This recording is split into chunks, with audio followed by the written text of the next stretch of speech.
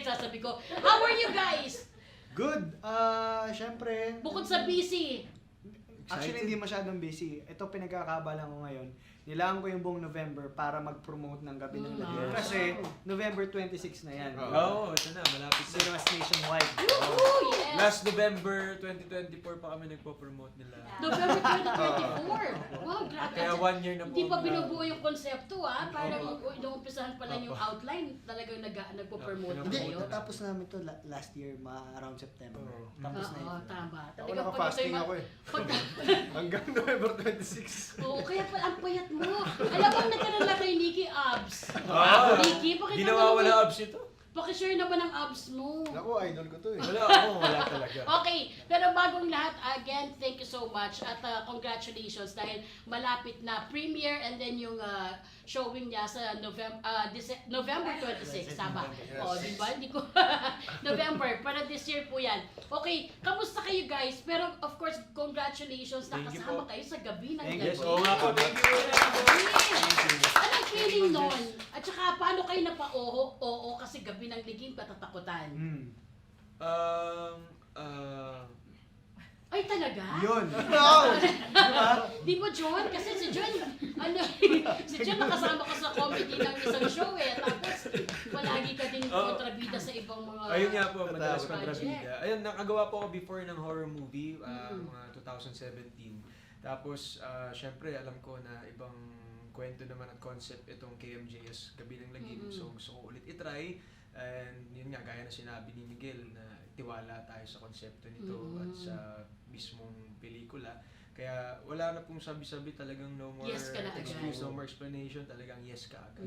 Tsaka syempre, blessing po ito at mahal natin yung ginagawa natin. Wow. Kung ano man ang i-offer, tatanggapin lang po natin at tatanggapin. Saka di ba si Miss Jessica talaga nag-message siya? Yes. Oo. Apo, actually si Ma'am Jessica, way back 2015.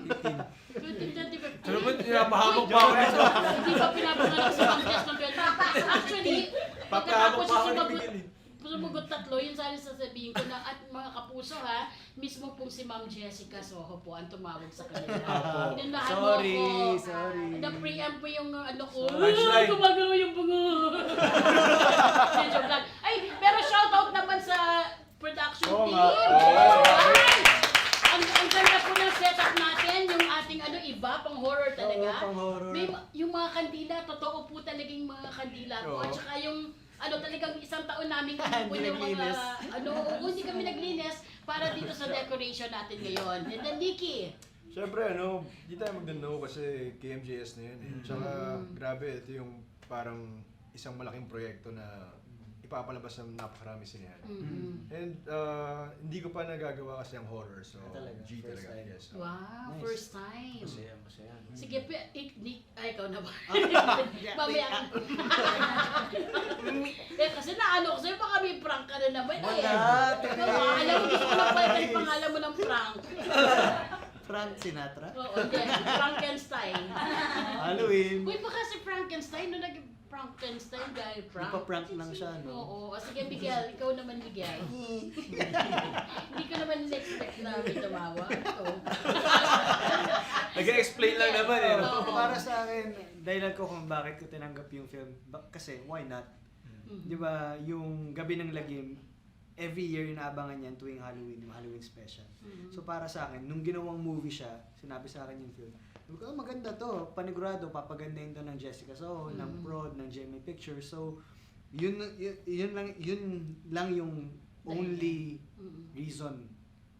Yun lang. Oo na ako agad. So, and true enough, nung nakita ko yung trailer, ay, ang ganda nga. So, nakakatakot siya kasi based on true stories. Oo, that's right. Tsaka binigay mo yung best mo doon, bro. Oo, kayo lahat. Nakita ko kasi siya eh, kumbaga, iba talaga. Iba yung passion ni Miguel. Oo. Ikaw rin, bro. Sobra. Hindi, iba yung passion. Tignan mo, mukha ng joke na naman. Oo, totoo naman. Totoo na to, from the heart na po ito, Ate Lay. Oo, Mga yes. kapuso, from the heart na to. Iba talaga yung passion niya sa Oo. pag-arte. Hindi, totoo naman yun. Kahit sa trailer naman, naramdaman namin yun. And speaking of trailer, guys, out na po ito sa lahat ng social media accounts po. Please, pwede nyo pong i-share. Pwede nyo din pong i-post sa mga social media accounts ninyo.